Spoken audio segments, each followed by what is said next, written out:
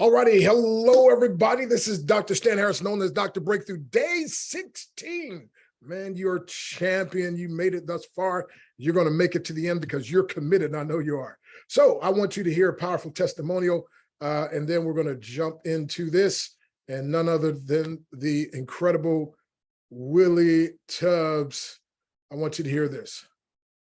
Hello, everyone. This is Willie Tubbs. I want to shoot this quick video for Dr. Stan Harris. It's a lot of things that Dr. Stan Harris has done for me, and as a result of taking his classes, taking his courses, taking his challenges, let me tell you, I am a full-time transformational speaker. I travel to schools to speak to children and to empower them, teaching them how to reset, using my reset philosophy. I have started several businesses because of the insight and the information that Dr. Stan Harris has been giving me. And the latest company that I have started called Kingdom Anthologies, it gives people the opportunity to release their frustrations so we can demonstrate to the world how to get over their storm, which is storm. My acronym for storm is something that only remains momentarily. There's so many things that I am doing all because of the teachings of Dr. Stan Harris. So I really, really advise you to do what you need to do to get connected with Dr. Stan and take his breakthrough challenge, take his course, take anything that he's bringing towards to you, because you will learn how to reset. What is my acronym for reset? Remember, every situation empowers transformation. Everyone, at the sound of my voice, have a blessed day. All righty. We will. And so we're going to have a blessed day. By the way, write this down: on purpose and by design. Right? Going to have a great day on purpose and by design. So we've been talking about some powerful things tonight, my friend. I'm gonna give you something very simple, but yet very powerful. As a matter of fact, let's have some fun.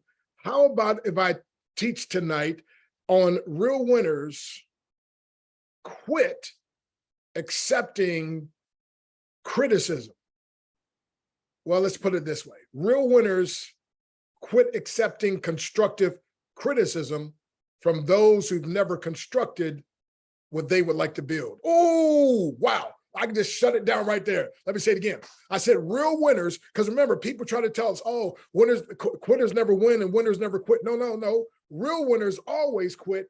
And that is, they quit the things that keep them from winning, or they quit the things that keep them from winning more. And one of the things that will keep you from winning or keep you from winning more is when you accept, quote unquote, constructive criticism from someone who's never constructed what you would like to build. Now, again, my friend, it's not about being arrogant, cocky, egotistical, or anything like that. But here's the thing, my friend, the greatest book ever written says, by your fruit, you shall know them. Now watch this. If you don't have the kind of fruit in your life that I'm looking for, then here's what I learned, and here's what winners, at some point, you got to get to the place where you stop accepting constructive criticism. Oh, because you're going to have, I just want to give you some constructive criticism. You have to stop accepting constructive criticism from those who've never constructed what you would like to build. Let me give you an example. Let's say, for instance, you're in the home-based business arena, right? So you're building your own home-based business. You're an entrepreneur. Now, here's the thing. There's a big difference between employee mindset and an entrepreneur mindset. See, in everything, there's something called risk and reward. You might want to write that down: risk versus reward. Now, employee mindset people are so focused on the risk, they lose sight of the reward. Oh, did you get that? Let me say it again. I said, you got employee mindset people and entrepreneur mindset people. Now, the employee mindset people, they're so focused on the risk, they lose sight of the reward. But wait now. But the entrepreneurial person, they're so focused on the reward, they're willing to deal with the risk. Oh man. I mean, come on. See, here's the thing, my friend. Again, there's always risk and reward. And by the way, you might want to write this down too. Risk is the ledge that gives winners the edge. Let me say it again. Risk is the ledge that gives winners the edge. Now, when we talk about risk, you want to make a calculated risk, right? You want to make a calculated risk and make sure it's calculated in your favor, all right? So make sure you understand me. But here's what I'm trying to tell you. People with an employee mindset look at entrepreneurs and they're like, well, wait a minute, now, if I was you, I wouldn't do that. If I was you, I wouldn't join that business. So here's what happens. Sometimes they, like I say, you got a brother. Now, my brother is on the line here. And he's a communication specialist, retired from the Army and so forth. So I don't know if he did 3 tours and 2 wars, no, just but anyway, but them veterans, they got stories to tell. And by the way, thank God for each and every one of you that have served in armed forces and so forth, and are serving right now. We thank you so much for that. But here's what I'm saying, though. He's a communication specialist, right? So if he wanted to tell me about something dealing with internet communication, the things that he's an expert in, then guess what? I'm going to listen to him. But if he wants to tell me about a home-based business that I'm starting or an entrepreneur endeavor that I'm doing, and he's not an entrepreneur in that, like, I don't mean any harm, love you, bro, but I ain't listening to that. I mean, it's like going in one ear and out the other. But here's what I find out. Well-meaning people, because they have a brother who's an attorney or a sister who's a brilliant doctor. And they would say to them, well, if I was you, I wouldn't do that. Well, guess what? They're not you, right? So they're like, well, I don't know about that. Listen, no. You never, come on, write this down. Never, ever, ever ask constructive criticism from someone who's never constructed what you like to build. Now, if it comes to home-based business and you want to find out from somebody, ask somebody like me that built a team of 13,389 people in 3.5 months. My wife and I with one company, another company, 22,869 with another company, one company, 1.5 million people in 6.5 years. And as I told you, just had a big event that I spoke at, and I was blessed to close it out. Bishop T.D. Jakes and Grant Cardone and Dr. Myron Golden, Darius Daniels. I mean, oh my goodness, Ash Cash. I mean, 24 different powerful entrepreneurs, Dr. Delatoro McNeil. I mean, so many, which by the way, he just did the Today Show the other day he said for the 4th time he's been on the Today Show this year. That's powerful without a publicist, right? So anyway, but I said all that to say this. So, I've personally been successful in 9 companies, my friend, where I've been one of the top income earners. And a matter of fact, at one time I was the #1 income earner in not 1, not 2, but 3 companies at the same time. Okay. Now watch this. So you might want to get constructive criticism from somebody like me about a home-based business. Now, and again, let me just, let me go ahead and say that. Don't do the old-fashioned thing. Hey, Dr. Breakthrough, I'm looking at this thing. I want to get your opinion. Well, I get paid a lot of money. So if you want to pay me give you my opinion, but I don't really give opinion, I'll give you constructive criticism. But here's what I'm saying though. I've seen so many people get their dreams dashed. So many people, my friend, that could have had some incredible success, but it was tainted. It was spoiled. Why? Because they received constructive criticism from someone who had never constructed what they wanted to build. So again, my friend, I'm telling you, if you get this, it'll change your life for the rest of your life. I've told the illustration before, but Les Brown and I were speaking in, several places we've spoken together, but this particular time in London.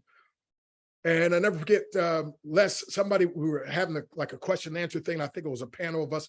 And so somebody asked Les a question. He told him, listen, when it comes to marriage, don't ask me. He said, I've been married and divorced. That time is 4 or 5 times. I can't remember. He said, so if you ask me something about your marriage, I'll mess it up worse. He said, but now when it comes to speaking, that's what you want to ask me about. Because he said, now I rule this game. He said, I can teach. And my respect went up 10 times for less. Now, a bunch of people laughed when he said that about I'll mess up your marriage, but my respect went up 10 times for him, because what he was saying was this. I'm like a genius. I'm the GOAT in this area. Ask me about this area.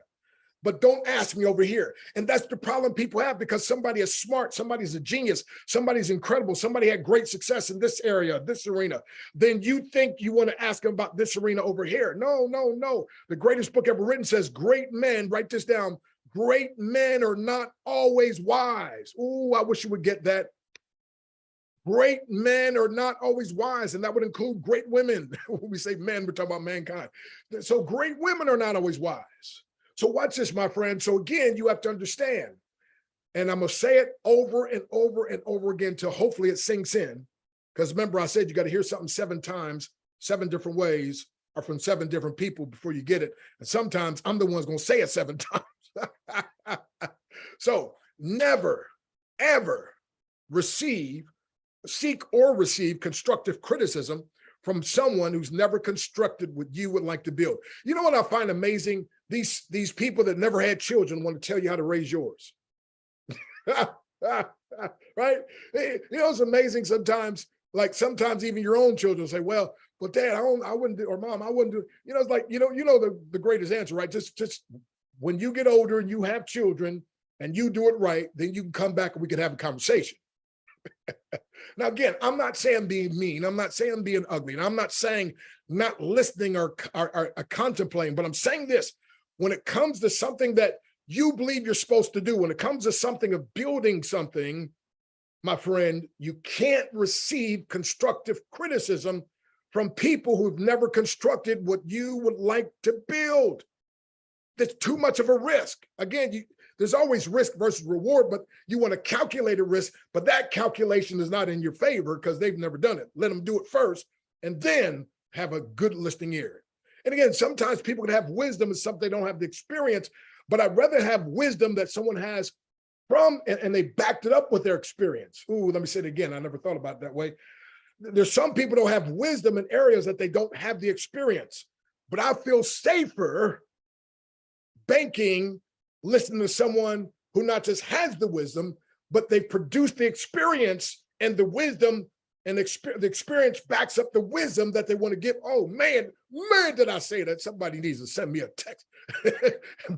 So you understand what I'm saying? Again, so I'm not negating. Some people, they have the wisdom, but I would far rather trust the wisdom from someone who also has the experience that's backed up their wisdom. That, you know, it's like they've got the wisdom and their experience says, amen, so be it. I've tested it, tried it, and proved it, and it works. All righty. So again, if you're going to be a real winner, you're going to have to quit taking constructive criticism from those who've never constructed what you would like to build. And what I just said is good.